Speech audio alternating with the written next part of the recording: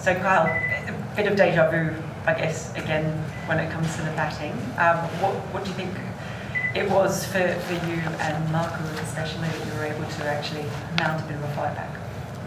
I think probably this wicket probably played a bit better than the previous test. I think what myself and Marco managed to do was just get through those first 20 odd balls. I think that's probably where we fell short the previous partnerships, just that initial period. I think day one test wicket is always going to be tough when you come in, and unfortunately most of the batters didn't really manage to get past that, but I felt like myself and Marco put an emphasis on that first 20 balls, and then once we got through that it played really nicely.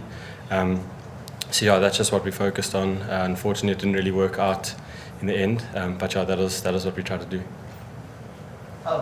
Just about the two dismissals that you and Marco, what wasn't doing a lot to the one, or so it felt like from the outside. So what did happen with the Camry deliveries? It just start swinging suddenly in that struggle for him?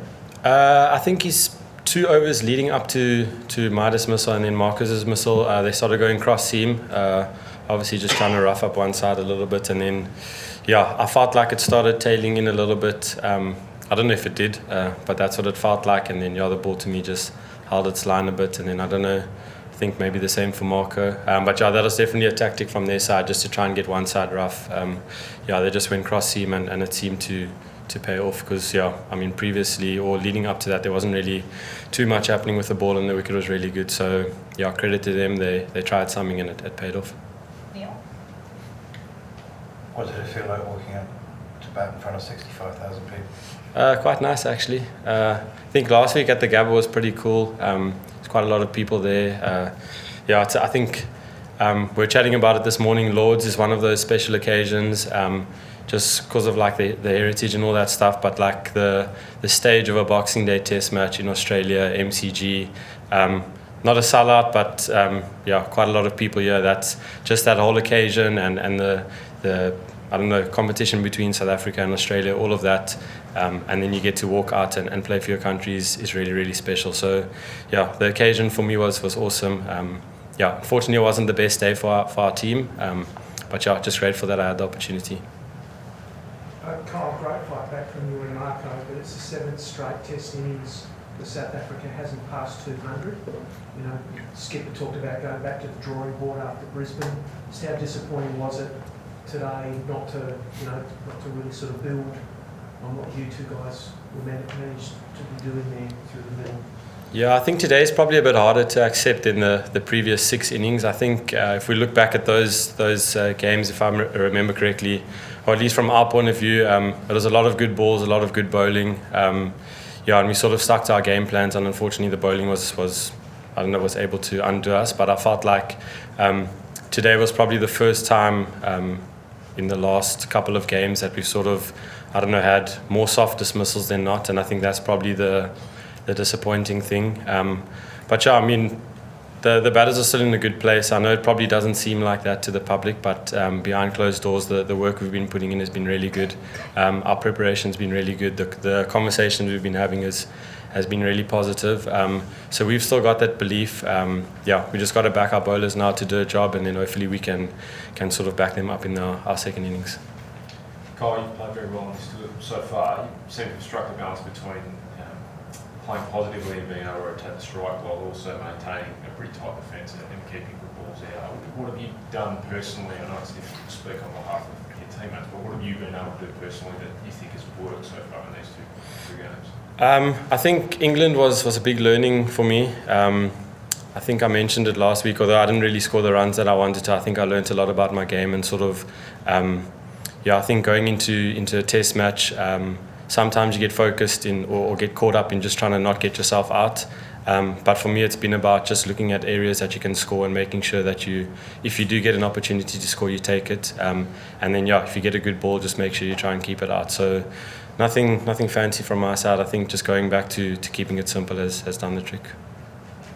You faced a bit of the Aussies in this series so far. What does Kyle Verreynne kind of bring as a bowler, given he's not a frontline bowler per se, but how difficult or otherwise is he compared to the other 4? I think he's a bit different to the other 3 guys. I think obviously he's so tall, so he gets quite a lot of bounce, which is something different already. And then I don't know, I felt like he's got the ability to shape the ball a little bit as well. So that's something different. The other guys, obviously Stark shapes the ball, but I mean the other two right-handers are more seam bowlers. So I think he offers a bit extra there. And then I think because he's the fourth seamer and he's sort of playing in a batting role, they get to use him in short bursts, so he can just run in 2-3 overs, a lot of energy. And as a batter, you got to make sure that you switched on for those periods. So it's a luxury that they have. There's a lot of talk about the pitch for Gabba. This one looks like there's not nearly as many demons in it. Can you just talk about how it's playing and how it looks? I said last week that the Gabba wicket was going to be decent, and then didn't turn out that way. So I don't want to say too much now. But obviously it looks a lot barer. There's not as much grass. Didn't seem like there was as much seam movement out there today. But we never know. I think there was already some balls that started turning today, so it might not be the seamers that come into play, but Kesh might play a big role. I don't know, we'll have to wait and see, but it definitely, judging by today, seems like a better wicket to bat on. Mate, I think it was 5 for 10 at the end there. Coming into this one, had you discussed as a group what to do when you have those collapses, when you lose 2-3 wickets quickly, change the game plan? Was it something addressed coming in? I think we try and address every scenario that we could face. It's. I think you've also got to give credit to their bowlers. We had quite a big partnership, and we sort of put a lot of pressure on them, and they just stuck at it. And then when you lose both of your in batters, I think it plays into the fielding side's hands. So as much as you can prepare as much as you want for those situations, but I think when it happens like that, it's quite difficult. I think the conversations are more based on the top six and making sure that we have the runs on the board. We can't really be looking at the lower order and the batters and the bowlers and ask questions of them. So from us it's more about just taking responsibility up at the top, and that's where it lies. Cool. We're going to start taking the last ones of questions now. So when you spoke to us in Brisbane, you said that basically after the first innings, I think that you backed the bowlers to be able to defend anything. So there wasn't enough here in Brisbane in the end. That was too little. But after another collapse like that, does it dent your confidence at all, or do you maintain that absolute confidence in the bowlers? No, I think the last innings, I don't know what they got, 30 for 4 or something like that to win. So I feel like we've put a bit of pressure on them with the ball already, or in the last innings there. So I think going forward, there's still a lot of confidence amongst us that our bowlers can do a job. In the field, the energy is quite high. Bowlers all look like they're bowling quite nicely and feel good. It's just disappointing that we've got to keep relying on them. It would be nice if we can, as batters, sort of put a target up for them for a change. But the confidence is definitely still there. I still feel like the boys in the change room can get the job done.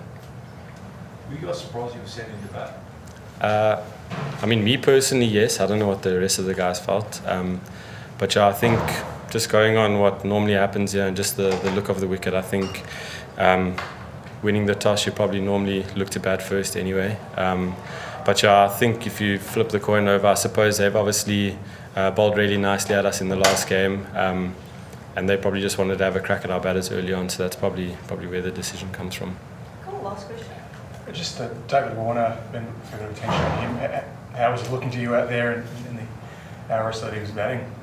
He looks fine. We've just been focusing on what we've been doing, to be honest. I haven't really been worried too much about him. It's just another batter at the end of the day. We've got to stick to our plans and make sure that we keep it nice and simple.